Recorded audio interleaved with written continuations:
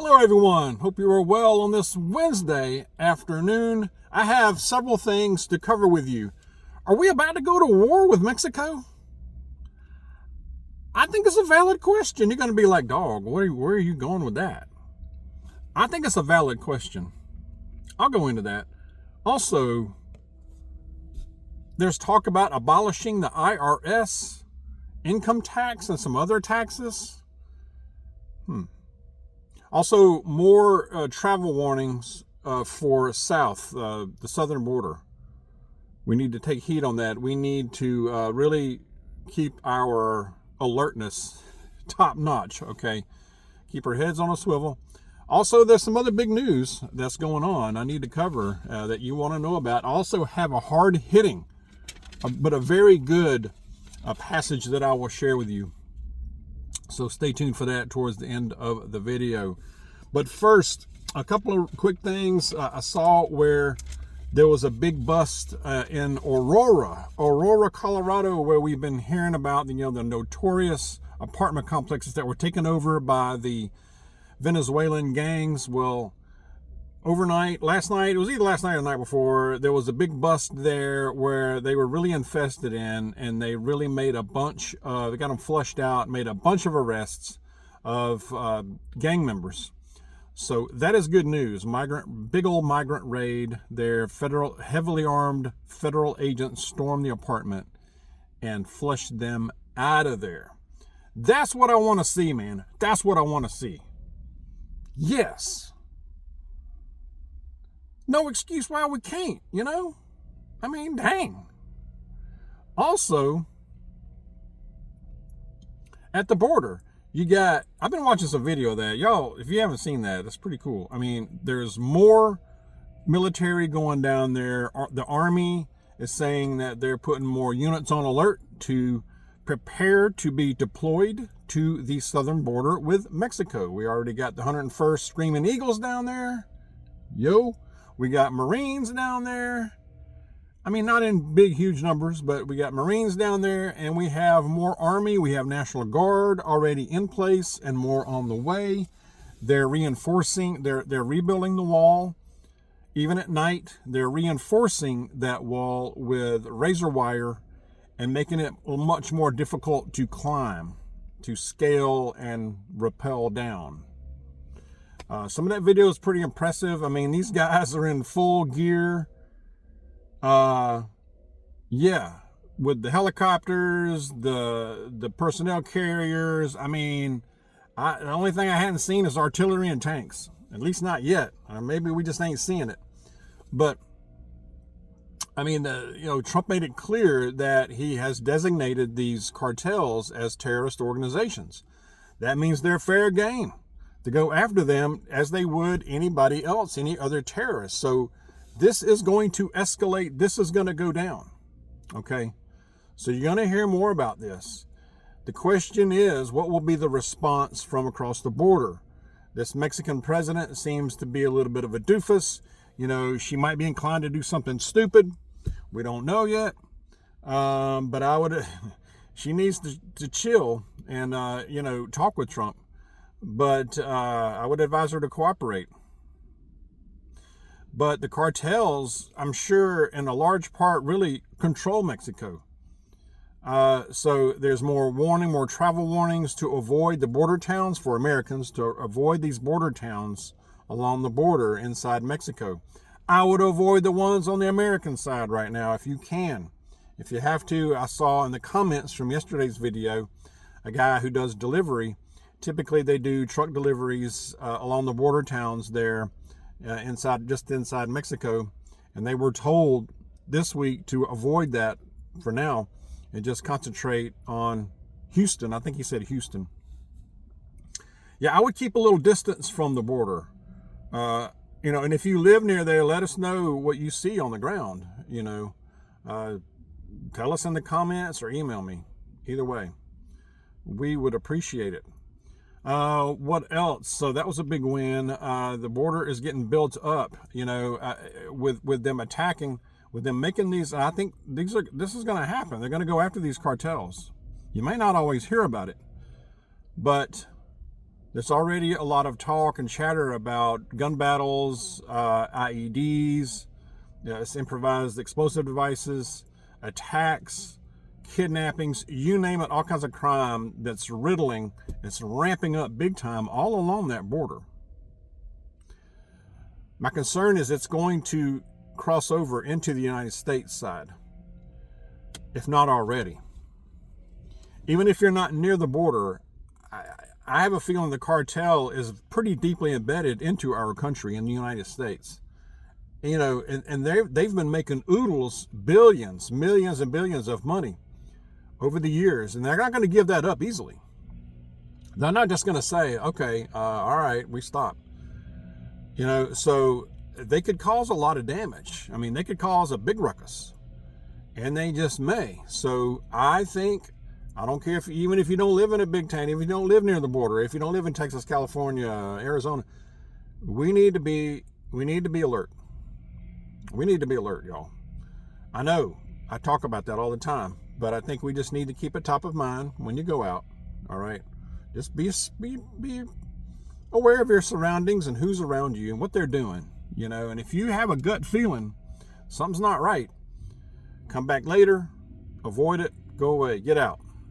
You know, Trump signed the Laken Riley Act, which is awesome. This directs ICE to detain illegal immigrants who are arrested or charged with theft-related crimes, or those who are accused of assaulting police officers. That's awesome. It's to honor her and others who have been victims of crime, heinous crimes, by people who are in here illegally. I listened to a little bit of the hearings of the nominee RFK Jr. for Secretary of Health and Human Services. I didn't get to listen to a lot, but sounds like they're really grilling him big. They're going after him big time, and I think they're making a big push to really block him from getting in there for several reasons. I think that, number one, they're scared. They're scared big time of him. I think they're scared. They look at him as a traitor, especially the Democrats and the rhinos. But there's enough Democrats and rhinos, as we've seen already with Hegseth confirmation, that they can make big trouble. And I think they are going to make a big play to block him. I really do. So I don't feel real great about it. It could still happen. But they're, you know, and also they know he'll make big changes. And there's a lot of people, big pharma, all these drug companies, they make tons of money off the medications, the vaxes, the keeping, you know, people being sick. They're not interested in curing anything, of course. What are you talking, you know? You know, I think we're naive to think that. But they're interested in keeping you sick, keeping you on medications. He said, one thing he said is we're not over-medicating our children, we're over-medicating our entire population. I totally agree. They're interested in keeping you on as maximum number of medications they can, sick as possible, depressed, isolated, unhealthy. That's in the hospitals. That's their goal. I'm convinced that's their goals. It sounds awful, but I think that's what they want. They make more money on it.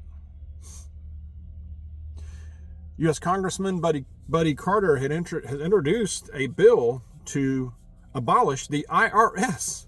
The IRS, the income, repeal the income tax, the payroll tax, estate and gift taxes. Hey man, go for it. Do it. Now, I don't think that'll happen. I really don't. I mean, even if like one of these things happens, it's good. I would be fine with even just the IRS and the income. Man, all of it would be awesome. But just some of this would be like great. Now, I'm under no illusion that this may become reality, but it's good to see somebody's trying. Somebody's trying. Somebody's making an effort. I like that. Let's see more of it. These are all big wins, y'all. These are big wins. Now, I'm going to go back to what I something I was talking about yesterday in one of my videos about the drone thing, and I've been doing more thinking on that. Y'all's comments, great comments. I think the drone thing they said were, it was just very vague. It was a very vague answer. Like, they're not the enemy, and they were authorized by the FAA, and they pose no risk to the public, blah, blah, blah. I don't like it. I would like more information. Let's see more information. My thought is that, and I don't like thinking this way, but I think this is the reality, at least on this particular topic, on the drone / aerial phenomenon we're seeing, somebody has told Trump what he can and what he can't say about this. I think that's the reality of it. That's my opinion. That's just my opinion. But I hope we do get more information, but I have a feeling we will not. What do you guys think about that? All right. What else is going on? Oh, some kind of funny stuff. France said they may deploy troops to Greenland to protect against the United States. We're going to protect you against the United States and that bad man Trump. We will offer to put French troops in Greenland. Okay. Dude, what are you going to do? What are you going to do? It's not like we're mounting up and invading Greenland. Come on. That's just, the stuff like that does make you think, this stuff is all a stage, and, we get played a lot, don't we? I mean, are we just getting played? It's like every day there's so much. It really is. It's really remarkable. It's really remarkable, y'all. Are we about to invade Mexico? I mean, again, I posed that question. I heard somebody say, well, maybe it'd be a good idea if we did kind of like what Israel's doing in Lebanon, or, I think it was Lebanon, and I'm in Syria. But anyway, invade just a little bit into it to create a buffer zone between the United States, the border, between our borders. No, I don't advocate that. I do advocate our military being down there to protect our border, to protect against the dang invasion that has been ensuing for the last 4 years. That I do agree with. And if there's funny business by the cartels or somebody, you go smash them. The good thing, there are advantages of being a superpower, because when you're a superpower, sometimes you get to be a superpower. And when you are a superpower, you can exert some force. And I'm not saying go in there and invade Mexico and take them over. Heck no. That's crazy. I'm saying protect the dang border. All right? That's what I'm saying. And not just the southern one, the dang northern one too. How about that? That's what I think. But yeah, I think we're going to see crap ramp up down there. We really are. And the media is going to try to twist it and turn it and make Trump look bad and all kinds of stuff. Can you imagine? They definitely will. What else? It seems like I'm missing something here. I was going to say something else. Let me look over my notes here. Share what you're thinking about this stuff. I'm going to go to a passage here in a moment. But yeah. A lot. So much is going on that, I say that a lot, I know, but there's so much is going on. I'm trying to keep it all corralled. Okay, I'm going to a passage. We're going into Matthew. I believe this was the Bible app passage of the day, actually. Matthew chapter 18, verse 12 and 13 and 14, from the words of Jesus, the 99 plus 1. Now, this is a parable of leaving the 99 to go find the one. This is one of my favorite parables in the whole Bible. I think it says a lot. And this is from the words of Jesus. What do you think? If any man has 100 sheep and one of them goes astray, will he not leave the 99 on the mountains and go and search for the one that has lost? And if it turns out that he finds it, truly I say to you, he rejoices over it more than over the 99 that have not gone astray. So it is not the will of your Father who is in heaven for one of these little ones to perish. Amen. And I think it's safe to say that most of us, at some point in our lives, have been that one. The lost sheep that just kind of strayed away for a while. And you may be right now. You may be that right now. And that's, we all have at some point, I believe, to some level at least. I know when I was a younger adult, before I met Miss Dawg, I did stupid stuff. A lot of us did, right? And there was a time when I was lost. I strayed. I was raised up Christian. Okay, so I knew better. But I was a young adult. And I strayed from the faith. I mean, I'm not like criminal, nothing like that. But I strayed, and I was, and spiritually, yeah, I was lost for a time there. Not a long time. But even in the midst of that lost feeling, I knew he still pursued me. If that makes sense. Does that make sense? Like, it's like I wasn't totally lost. I was probably about 90% lost, but he was still pursuing me. And I knew it. And I still fought it a little while, but not very long. No. I think we can all identify with that to a certain point, maybe. What do you think? Let me know. Let me know in the comments. But he will still pursue you. Thank God he does. Thank God. Stay close to Jesus. He is our Savior, and he still keeps coming after us. All right. Share your thoughts again. If you like the video, hit the like button. If you have not subscribed, and if consider it. It helps us out a little bit. But anyway, like I said, stay close to Jesus. Be safe out there. God bless y'all. I'll see you soon.